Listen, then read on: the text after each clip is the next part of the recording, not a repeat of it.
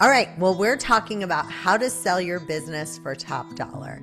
And, a lot of entrepreneurs, don't become an entrepreneur because they want to be the next Elon Musk. It's actually because they crave in their gut at the most visceral level possible freedom. And today we're going to talk about all of the different motivations of why someone wants to create a business and sell a business. And we also need to talk about what you can do to make your business the most sellable and for top dollar. And one of the first things that you want to do is to figure out what you do better than anyone else. And I will tell you that there's so many times where people come to me and they say, I need you to sell my business. And I say to them, I don't know how to tell you this, but I can't sell your company because there's nothing to sell.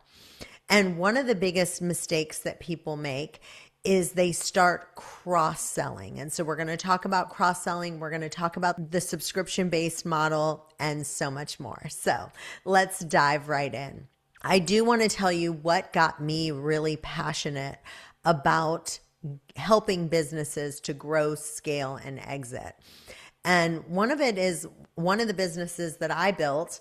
When I decided that I wanted to sell it, it was really hard for me to understand that something that I spent 20 years building wasn't worth as much as I thought it was worth at the time. And I put so much of my time and energy into it. And so now I'm so passionate about teaching all the people, everyone, what I learned on what is going to make it a sellable business. And like I said, I can't tell you how many businesses that I meet with and I'm like, I can't sell your company because there's nothing to sell. It's worthless. And it's like I'm punching people in the stomach because I'm literally walking. They're coming into my office. They're rubbing their hands together thinking they're sitting on this multi-million-dollar business. And they realize all the mistakes that they were putting into their business. And one of the biggest mistakes is that they were involved in everything. It was like, who's in charge of selling? They were. Who was in charge of the marketing? They were. Who was in charge of this? It was all wrapped around that CEO. And if they left the company, guess what? It was worth nothing. So one of the things that I always tell people is that you want to figure out what you can do better than anyone else. What is the one offering, the one product, the one service that you can do better than anyone else? And, when an acquirer looks at buying your business, they're going to shake your hand and smile and tell you all the wonderful things about your business. And then they're going to go close the boardroom door and you won't be invited. And they're going to look at their colleagues and say, should we buy this company or should we compete with it? And if they're going to compete what you've done and what you've built, and they can easily do it, and they can compete with you by lowering the price, then they're going to just say, forget it. We don't need to go ahead and buy this business. It's going to cost them, X amount. And they're like, we can build it for cheaper. But if they look at it and they say, look, it's going to cost me too long and too much money to try to build what you've created, that's what you want to kind of build. So when you're thinking, is my business sellable? That's one of the things you need to think about. And Warren Buffett talks about the competitive moat. And he likes to have businesses with that deep and wide competitive moat. And those businesses are the most acquirable because you've got pricing authority and you can create a cycle that comes with pricing authority with higher margins and so forth. So it really comes down to one thing that you can dominate on. And I want to give you some examples so that you can think about what is those things. So some people call it the blue ocean. I've heard people call it that. And it's just the one thing that you do better than anyone else. And one of the biggest mistakes that I see people do is they start cross-selling. And what that means is they go to a conference or they read some book and they say, it's 8 times cheaper and easier to cross-sell to an existing customer, a new product, a new service, than it is to find new customers. So what they do is they say, okay, let me just find someone to cross-sell. But let me give you a perfect example of someone who decided not to cross-sell. The lady's name is, I listened to her on a podcast, and the lady's name is Stephanie Breedlove. And she built a company and she kind of came to a fork in the road. She was at $300,000 of annual revenue. And it was kind of a weird business that is kind of strange, but she did payroll for parents who have a nanny to pay, right? So if someone was a W-2 and you were like, look, I want to legitimately pay them as a W-2, but I don't have the means to do it. So that's all she did. Talk about very niche, however you like to say it, business. But what she said is, okay, right now I have a fork in the road because it was getting harder for her to find parents who have a nanny to pay for. So she had 2 choices. She can either cross-sell to her existing customers, another service, busy parents, 2-income kids, stuff like that. Or she could say, okay, well, what do these people need?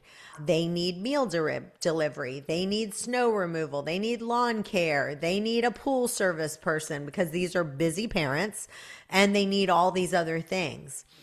And she decided, a lot of people were chirping in her ear that it would be a lot easier for her to cross-sell her existing companies. And she just decided that she didn't want to do that. She wanted to stick with her original plan. And what happened was she actually decided to go to care.com. And care.com, if you've never heard of it, it's just got a bunch of babysitters that are rated 5-star and people that'll come and take care of your kids. And so she said, look, she went to care.com and said, look, 1% of you, they had 7 million customers or something. And she ended up going to them, and care.com actually purchased that business that Breedlab, had created. And she never would have done that if she would have watered down what she was doing, right? So even though that was so niche, she ended up selling it. So that's one of the things that I am seeing that people are doing wrong, is that they're doing too much cross-selling and not staying with their niche. So one of the things I say is that if you want income and you just want a lot of people, they want short-term profits. So in their mind, they're so short-term thinking, that's what makes them go cross-sell to their existing customers. But if you want to build a valuable business, cross-selling is actually one of the first ways to undermine the value of that business. So that's just something to think about when you're doing it. I'll give you another business that I want to give you an example of that. There was 2 companies that I have talked to and met with, and one of them did cross-selling and one that didn't. And the one that didn't do cross-selling, he ended up selling his business for about 4 times what the guy who did cross-selling is. So that's just another piece to think about. So one of the things that I want to mention right now is talking about how to really think about, there's this guy that talks about the differentiators of businesses. And so if you want to make your business different than anyone else, that is one of the things that you have to really focus on, taking the time to figure out what is your niche. And so in general, if your business is between 1 and 10, probably 2 and 10 million or 2 and 20 million in annual revenue, that actually is where a lot of people now can look into private equity groups. So private equity groups are looking for businesses that are about 2 million plus, and they're actually starting to go down even more, possibly down to 1 million. But if you're looking at trying to sell to a private equity group, this is the biggest thing that I want to tell you. They want you to sell 60% and they want you to carry 40% equity. So I will tell you, if you say, no, I want 100% out, then I'm telling you private equity is not the way to go. So the reason is because they think if you carry 40% equity, then they actually want you to work in the business usually for at least 3 to 5 years. So let's talk about some of the benefits of that first. So the benefit of using, private equity is that they actually, they don't have managers, right? So when you sell your company to a private equity group, you have to stick around, and you'll, if you want to stick around for the next 3 to 5 years, then that's not a bad idea. But the problem is, let me go with the upside first. The upside is there's a term that we use as business brokers, and it's called the second bite of the apple. And people use it all the time. And basically what it means is that you sell your first tranche of equity, let's say 60% at a certain multiple. And then downstream, the second tranche of your equity at 40% gets up to being worth more because the private equity group has professionalized your business, right? That's what they basically tell you. You're going to work in the business for the next 3 to 5 years. We're going to build the value up. And now that you're getting a second bite of the apple that's getting more money later on. And that's the pitch that they're going to give you. The downside of that pitch is that when you do that deal, you now are a minority shareholder. And I'm going to tell you a real nightmare story of someone that I heard that did this. They had a private equity group. He sold it for 60% and he decided to carry 40%. But here's the problem. Listen, he was completely done. He was like, I don't want to run it anymore. But when he first told them, he was willing to stay on. But then after like a few months, he was like, I'm wiping my hands from this. I can't do it anymore. So the private equity group brought in a CEO. Well, the CEO didn't really know how to run the business or the industry. He knew nothing about it. And so guess what? The company just started to tank. And what they do is they have a line of credit that the private equity does. And the bank yanked the line of the credit and the company went bankrupt. And so his 40% went to zero. So I just want to give you the nightmare stories so you understand there could be a huge upside if you sell to up private equity, but there's a huge significant downside if you get it wrong. And if you don't want to stay in the business, it is far more riskier just from that example that I just gave you. So I just want you to really, really think about that when you're deciding whether you want to go with a large private equity group. Now, let's talk about a strategic investor, because that's a totally different thing that I want you to understand, that that's one of the reasons why people decide to buy, and it's for a strategic acquisition. And it's when you have some strategic reason to buy the business. And I'll give you a perfect example. It's my favorite example of a guy named Blinds, from a guy who created blinds.com.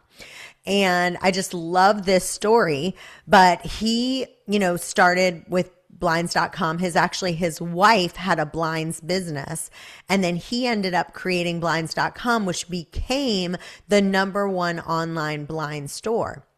And so they got it, really got it up to #1. And guess who started looking at it? And the strategic acquirer was Home Depot. And Home Depot had two obvious problems. #1, they were having their lunch eaten by blinds.com in the blinds category, right? Because blinds.com was #1.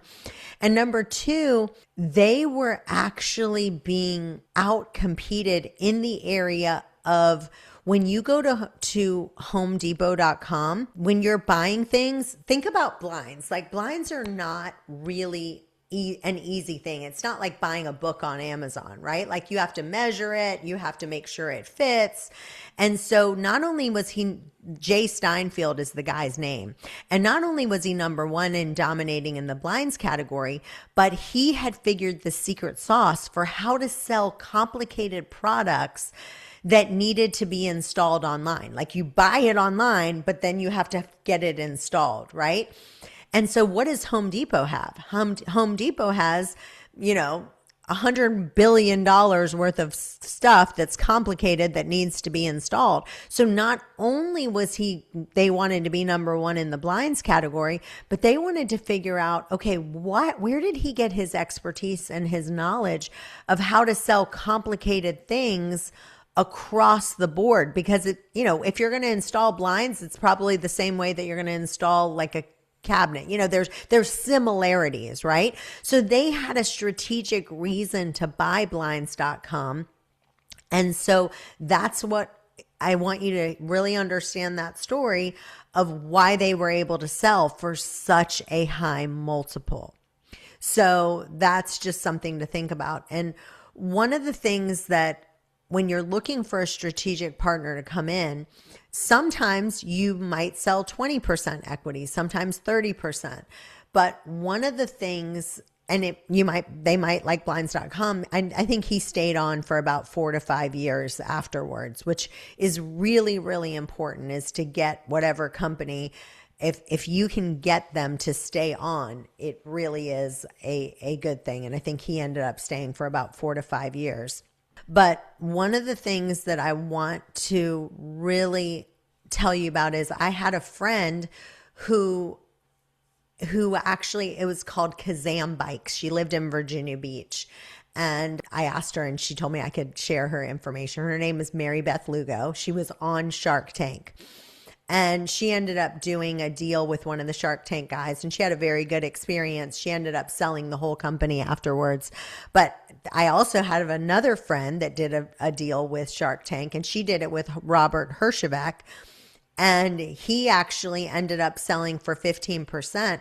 And she never actually spoke with him she never even spoke to him ever. Like she was like, I never even spoke to him. I sold 15%. It made a little bit of a difference. So when you're deciding whether you're going to sell to like a Shark Tank, or something like that, the biggest thing is, what are they going to do for you that you cannot do for yourself? And make sure that you understand, like one friend that I told you about that worked with Robert Herjavec, she's like, in my mind, I was like, thinking, here, I've got this partner with Robert, and she never spoke to him ever once. Like she never even saw him. While my other friend that sold the Kazam Bikes, she worked with the guy with the Mavericks, and she actually did talk with him, and he was a little bit more involved. So let's kind of talk about when you're working with a strategic partnership. One of the things you need to ask is, what is this person going to bring to the table besides money? And that's a really important thing. At one point when I was going to sell one of my companies, I want to give you a story. And this was my real estate company. And back then it was Chantel Ray Real Estate. And I was thinking about, there was a company that came in and asked to buy my company at that time. I was probably about 10 years into the business. And I did have a meeting with them. And when I met with them, I said, well, tell me, what are you going to do to grow Chantel Ray Real Estate? And when he told me his ideas, and of course they were not in real estate. They had nothing to do with real estate. And it was one of the most asinine ideas that I don't even want to go into what he had suggested of how he was going to grow the company. But I was thinking, if we ended up selling to them, they would have taken that company and completely tanked it, So if you've been running your business for 10 years, you probably know it better than anyone else, right? And while they might have some experience to bring, it is really worth vetting that company. And I just want you to know, it's not that I'm not a fan of selling where it's 60% and letting 40% ride, or just selling 10 to 15%. But my mindset is I want to help you to build a business that you can one day sell 100% of it. That's what I'm telling you, is that I believe that with the coaching that we can give you and with our team of what we have, we've got a team of professionals. They know all of our strategies. And I just want you to know there's a lot of sharks out there that want to kind of tell you what you want to hear. And I want you to be aware of when you sell 15% or 40%, it can be a disaster. I want to kind of talk about a couple of things about primary motivations for why someone wants to sell their company.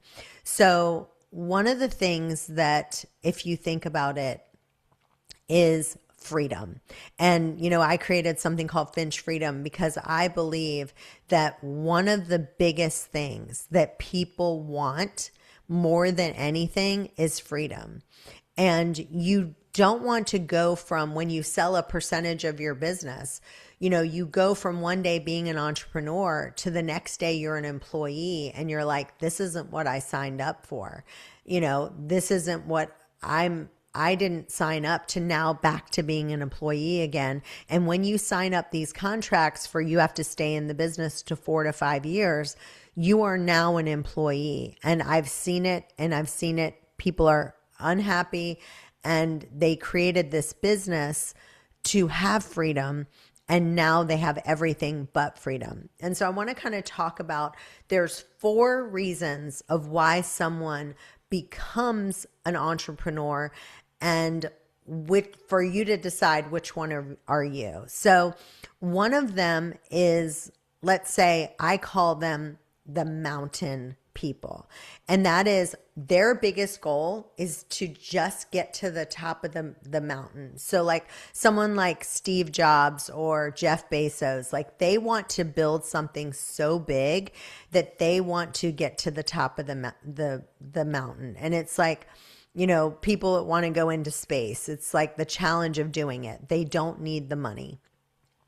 Then the second one, I call it FU money. And that is, their primary motivation is complete independence, but they're motivated by FU money. They get to decide when to work, who to work for, what they do, but they just want to have that FU money. The third one is the freedom people, and their primary motivation is just independence. Back to they want the ability to decide when to work, who to work for, when they feel like doing it. If they want to take off 2 weeks and go to the beach, they can do that. And then the last one is what I call just someone who wants to be number one at whatever their field is. And so they just want to be like the best at this. And they are really big on finding that. And so I think when you decide first, what is my motivation to become an entrepreneur and what is it that I actually want, that will help you to understand which way you want to go when you decide to be, how you want to sell your business. And I think most of the people that I have interviewed, when I ask them that question, they say it's the freedom for them. They say, I don't want to work Saturdays. I don't want to work Sundays. I want the freedom to do whatever I want when I want it. And when I ask most of the entrepreneurs.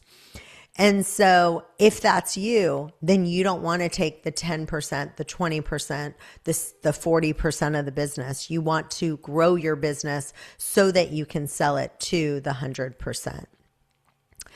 So let's see. Now I want to kind of talk to you about roll-ups, okay? Because that is one thing that we are helping businesses with over and over again. We just have someone that just bought about 5 HVAC units. HVAC companies rolled them all up into one and then turned around and sold it for an even higher multiple. So my dad is actually a doctor. He has a doctor practice where they have multiple practices and they're rolling them all together, and then they can sell them down the road. But if you think about just a medical practice, right? You probably only need one. If you start buying other medical practices that you can add onto this, and this is the roll-up scenario, you probably only need one head office person, right? You don't need someone to answer all of the phone calls and schedule appointments. You could have one person that covers it for 10 locations, right? There's also a win in buying power. So like when they buy medical equipment or lights or chairs, you get rebates on the volume. So that's really important as well. And so instead of paying, $2,000 for a medical piece of equipment, you might pay, $1,000 for it. And so that is a really big thing, is that now you can really kind of open your eyes to going, if I can buy other businesses that are in my field, and then I can take it and roll them up into one, I can reduce the cost so I don't have to have so many people, then you end up really being able to sell the whole thing at what we call a roll-up, and can sell it for a lot higher of a multiple. So if you want to find out how we can help you find businesses that are already, let's say you have a spa practice and you can buy 5 other spas, roll them up, and then sell the whole thing, that's one of the things that's really important. So when I talk about the coaching that we do with people, one of the things that I am super proud of is what we're doing with the automation of doing. I'll give you an example for a car wash, right?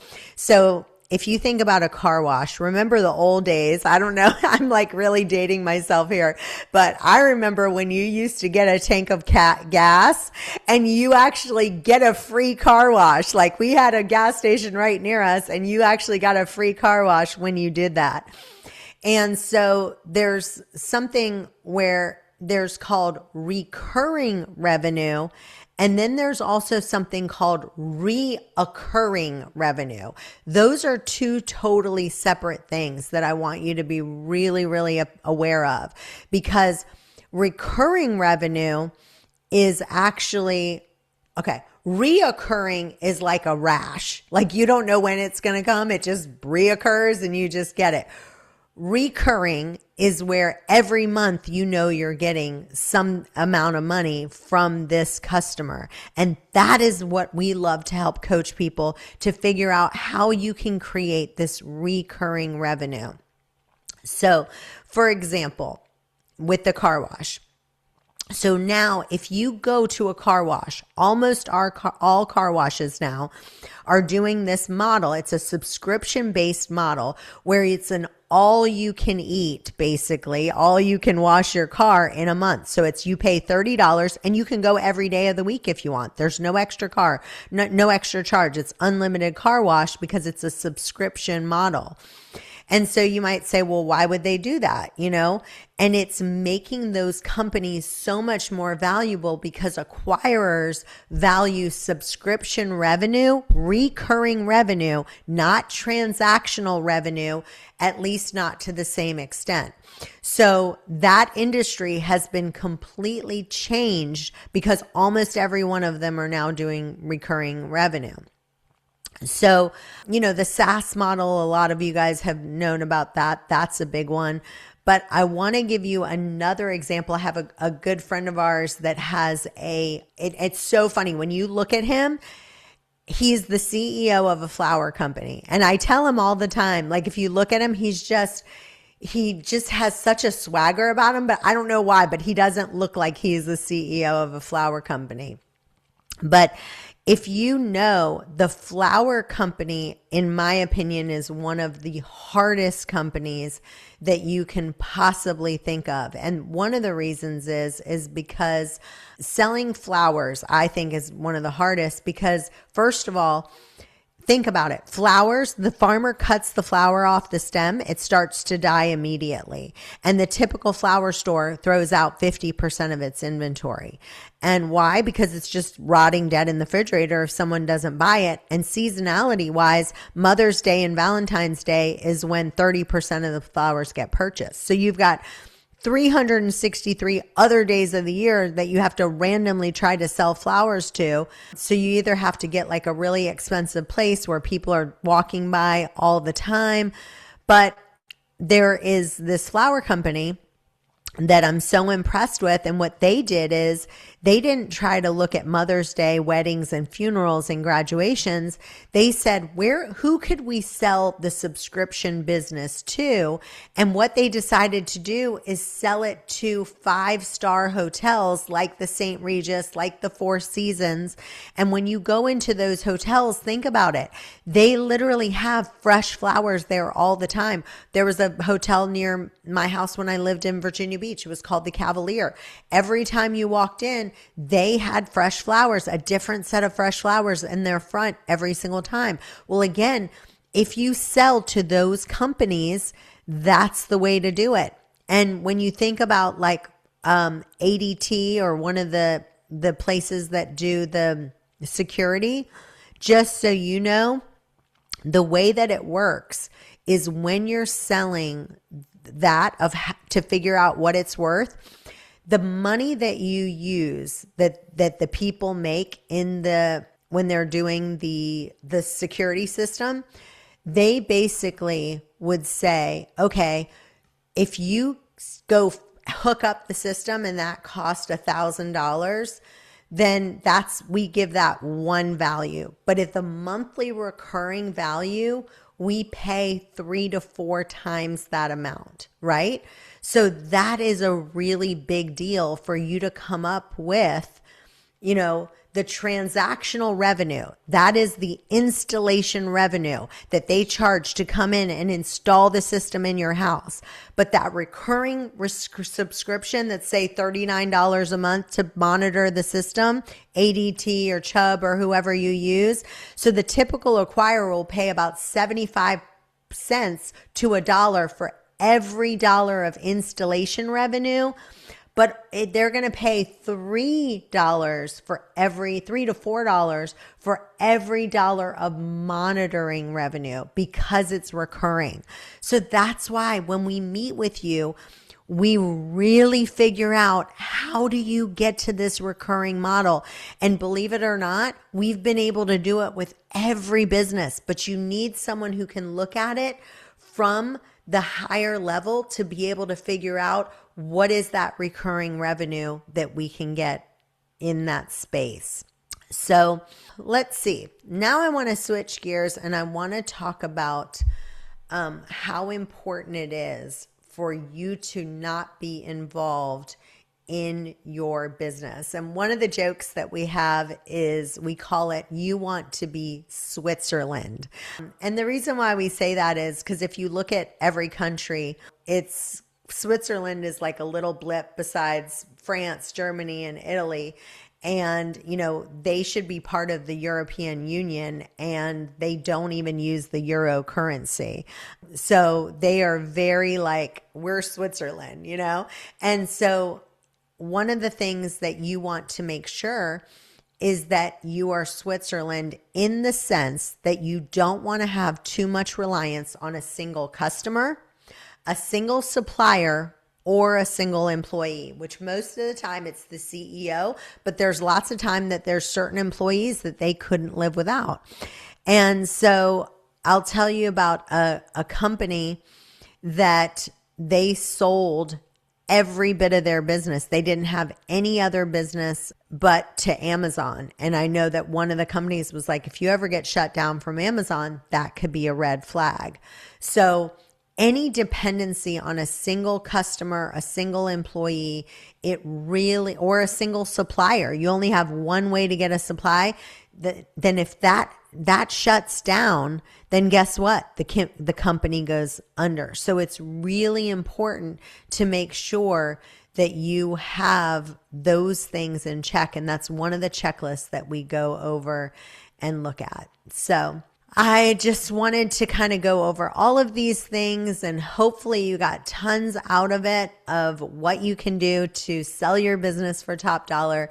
We love to kind of talk with you on how we can really tweak some things to help you get the most amount of money. So we'd love to meet with you and have you meet with one of our team members.